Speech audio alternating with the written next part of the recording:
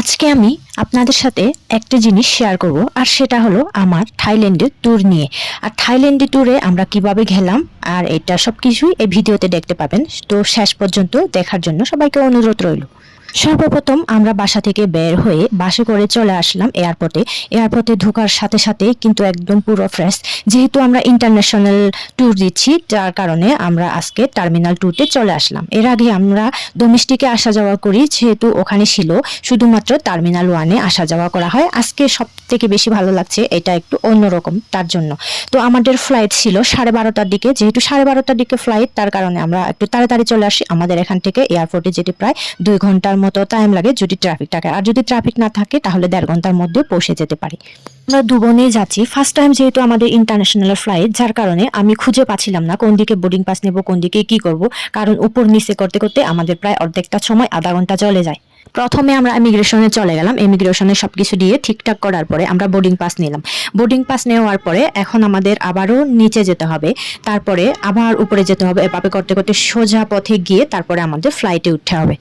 যেহেতু আমাদের first time international flight, সেহেতু আমাদের ইমিগ্রেশনে অনেকক্ষণ থাকতে হয়েছে। এরকম করতে করতে আমাদের প্রায় সময় চলে যায়। তো এখন আমরা কাউন্টারে আসার সাথে সাথে কিন্তু লোকজনগুলোকে নিচে নামানো হচ্ছে, যাতে আমরা তাড়াতাড়ি ফ্লাইটে যেতে পারি। আমাদের ভাগ্য ভালো ছিল, যার কারণে ফ্লাইটটা মিস হয় না। আমাদের তো অনেক ভয় ছিল যে ফ্লাইটটা মিস হয়ে যাবে কিনা, কারণ আমাদের অনেক লেট হয়ে গেছে।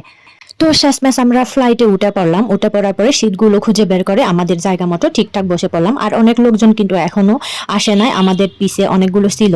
আমাদের পিছনে যারা আছে তারাও আসতেছে। আমরা তো অনেক আগে উঠে ভিডিও শুরু করে দিলাম, ফটো সেলফি তুলে, মানে এরকম একটু অনুভূতি, মানে ভালো লাগতেছে এরকম আর কি। তো যার কারণে আমরা অনেকক্ষণ এভাবে, মানে সাথে 2 বোন যেহেতু যাচ্ছি, তো যেহেতু অন্য মানুষ আর নেই, আমরা যেহেতু শুধু 2 জন, তো অনেক আনন্দ এনজয় করতেছি। এখন অনুভব করতে পারতেছি ইন্টারন্যাশনালে যাওয়ার কতটা মানে একটু আর কি ইন্টারেস্টিং হয়। যেহেতু ফার্স্ট টাইম, আমাদের আগে কোনো দিন কোথাও মানে যাওয়া হয়নি, এই কারণে কোনো আইডিয়া ছিল না। এখন ফার্স্ট টাইম যেহেতু আইডিয়া হচ্ছে, সে কারণে আমি আপনাদের সাথেও শেয়ার করতে যাচ্ছি। আমরা ইন্ডিয়া টাইমে 12:30টার দিকে ফ্লাইটে উঠি। প্রায় 4 ঘন্টা পরে মনে হয় আমরা পৌঁছে যাওয়ার সময় হয়ে গেছে।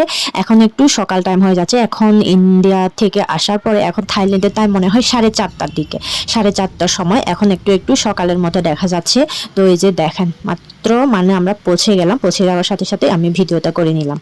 আমরা যেহেতু পৌঁছে গেছি, এই কারণে মাইকিং করে দেওয়া হচ্ছে। আমরা একটু পরে ফ্লাইট থেকে মানে নামবো আর কি, নিচে নামবো। তো নিচে নামার আগে সবাইকে এভাবে কিছুক্ষণ, মানে ওরা যখন বলে তখন আমাদের এভাবে বসে থাকতে হয়, যাতে সবাই রেডি হয়ে নেয়। এরপরে সবাই রেডি হওয়ার পরে মানে আমরা নেমে যাব। এখন আমি বলতেছি গুড মর্নিং থাইল্যান্ড, এভাবে আর কি, ওয়েলকাম থাইল্যান্ড, এভাবে মানে একটু ফাজলামি করতেছি। পৌঁছে যাওয়ার সাথে সাথে আমার তো একদম নামার জন্য মনটা ছটপট ছটপট করতেছে, কারণ ড্রিম ছিল একটা, আমি মানে থাইল্যান্ডে যাব কোনো এক সময়। কিন্তু আমি যে এসে পৌঁছে গেছি, এটা আমি স্বপ্নেও ভাবতে পারিনি যে আমি এত তাড়াতাড়ি আসবো।